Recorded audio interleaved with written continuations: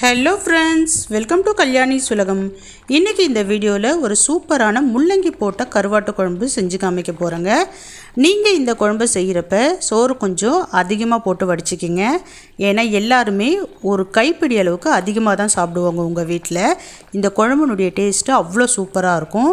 நம்ம சேனலை ஃபஸ்ட் டைமாக பார்க்குறீங்கன்னா சப்ஸ்கிரைப் பண்ணிக்கிங்க. கூடவே இருக்கக்கூடிய பெல் ஐக்கானை ப்ரெஸ் பண்ணி அதில் ஆல் ஆப்ஷனை கிளிக் பண்ணிக்கிங்க. லைக் பண்ண மறந்துடாதீங்க. இப்போ வாங்க செய்யலாம். தேவையான பொருட்கள் என்னென்னு சொல்லிட்டு எடுத்து வச்சுக்கலாம். வெங்காயம், தக்காளி, பச்சை மிளகாய், பூண்டு, முள்ளங்கி, க்ளீன் பண்ண கருவாடு, கத்தரிக்காய், உருளைக்கிழங்கில் தோல் அப்படியே இருக்கட்டும்ங்க. தண்ணியில் போட்டு கட் பண்ணி தண்ணியில் போட்டு எடுத்து வச்சுக்கிங்க. புளிக்கரைசலை ரெடி பண்ணிக்கலாம். குழம்புக்கு தேவையான புளிக்கரைசல் எப்படி ரெடி பண்ணணும்னு ஃபஸ்ட்டு பார்த்துடலாம். ஒரு எலுமிச்சம்பழம் அளவு புளியை ஊற வச்சு கரைச்சி எடுத்துக்கோங்க.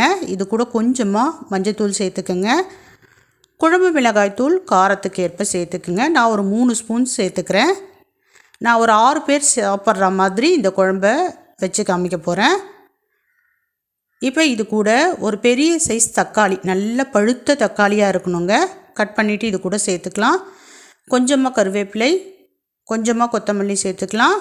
உப்பு சேர்த்துக்கலாம். உப்பு பாதி உப்பு இந்த புளி கூட சேர்த்துக்குங்க. பாதி உப்பு காய்கறி வதக்கிறப்ப சேர்க்க போகிறோம்.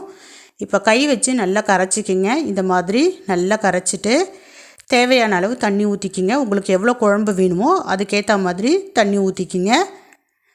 இப்போ புளி கரைசலை குழம்பு கரைசலாக மாற்றியாச்சு.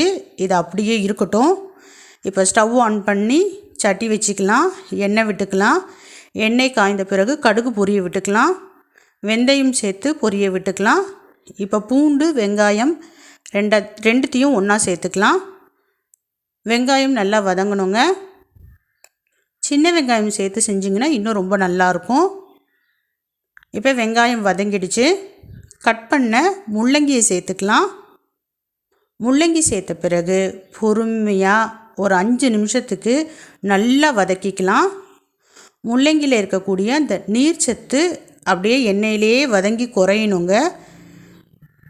இப்போ முள்ளங்கி நல்லா வதங்கிட்டு இருக்குது. இது கூட மற்ற காய்கறிகள் கத்தரிக்காய், உருளைக்கிழங்கு சேர்த்துக்கலாம்.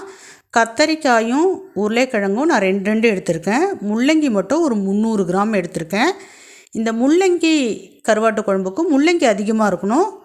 கத்தரிக்காயும் உருளைக்கிழங்கும் அதில் பாதி இருக்கிற அளவுக்கு பார்த்து சேர்த்துக்குங்க. நல்ல ருசியாக இருக்கும் குழம்பு. இப்போ இது கூட கொஞ்சமாக தனி மிளகாய்த்தூள் சேர்த்துக்குங்க. ஒரு 1/2 ஸ்பூன் சேர்த்துருக்கேன். ஒரு பச்சை மிளகாய் சேர்த்துருக்கேன். இப்போ கருவாடு சேர்த்துக்கலாம். நல்லா வதக்கிக்கிங்க. எண்ணெயிலேயே பொறுமையாக வதக்கிக்கிங்க. இப்போ நல்லா வதங்கிடுச்சு. இது கூட கொஞ்சமாக உப்பு சேர்த்துக்குங்க. நம்ம பாதி உப்பு புளிக்கரைசலில் சேர்த்துருக்கோம். மீதி உப்பு காய்கறி வதக்கிறப்ப சேர்த்துக்குங்க. இப்போ புளிக்கரைசலை இது கூட சேர்த்துக்கலாம். இப்போ நல்லா மிக்ஸ் பண்ணிக்கிங்க. மிக்ஸ் பண்ணுறப்ப டேஸ்ட் பண்ணி பார்த்துக்குங்க எல்லாம் கரெக்டாக இருக்கா அப்படின்ட்டு. எனக்கு எல்லாமே கரெக்டாக இருக்குது. இப்போ நம்ம தட்டு போட்டு மூடிடலாம். மூடிட்டு ஒரு 10 நிமிஷம் ஹை ஃப்ளேமுக்கு மாற்றிடலாம். இப்போ ஒரு 10 நிமிஷத்தில் நல்லா சுற்றி புகை வருங்க, ஆவி வரும். இப்போ ஓப்பன் பண்ணி பார்க்கலாம். குழம்பு பாருங்கள், சூப்பராக கொதிச்சுக்கிட்டு இருக்கு. இப்போ ஃப்ளேமை கம்மி பண்ணிடலாம். கம்மி பண்ணிவிட்டு ஒரு 5 நிமிஷம் பொறுமையாக கொதிக்க விடலாம். இன்னும் கொஞ்சம் குழம்பு சுண்டி வருங்க. எண்ணெய் மேலே மிதக்க ஆரம்பிக்கும். இப்போவே பார்த்திங்கன்னா ஒரு 70% குழம்பு ரெடி ஆகிடுச்சு. இன்னும் ஒரு 5 நிமிஷம் பொறுமையாக சிம்மில் கொதிச்சதுன்னா சூப்பராக குழம்பு ரெடி ஆகிடும். நல்ல வாசனை வருங்க. இந்த குழம்பு வைக்கிறப்ப நல்ல வாசனை வரும். சூப்பராக குழம்பு ரெடி ஆகிடுச்சு. கடைசியாக கொத்தமல்லி தூவிக்கலாம். பாருங்கள், எண்ணெய் ஃபுல்லாக மிதந்துருக்கு. சூப்பரான கருவாட்டு குழம்பு ரெடி. முள்ளங்கி கருவாட்டு குழம்பு ரெடி. செஞ்சு பாருங்கள். டேஸ்ட்டு வேறு லெவலில் இருக்கும். சூப்பராக இருக்கும். செஞ்சு பார்த்து எப்படி இருக்குது அப்படிங்கிறத மறக்காமல் கமெண்ட் செக்ஷனில் சொல்லுங்கள். ஒரு டைம் இந்த குழம்பு வச்சிட்டிங்கன்னா மறுபடியும் மறுபடியும் மறுபடியும் இந்த குழம்பை நீங்கள் வச்சு வச்சு சாப்பிடுவீங்க. வீட்டில் இருக்கிறவங்களும் மறுபடியும் மறுபடியும் கேட்பாங்க. டேஸ்ட்டு உண்மையிலேயே ரொம்ப ரொம்ப சூப்பராக இருக்கும். இன்னொன்று, கருவாட்டு குழம்பு ரொம்ப திக்காக இருக்கக்கூடாதுங்க.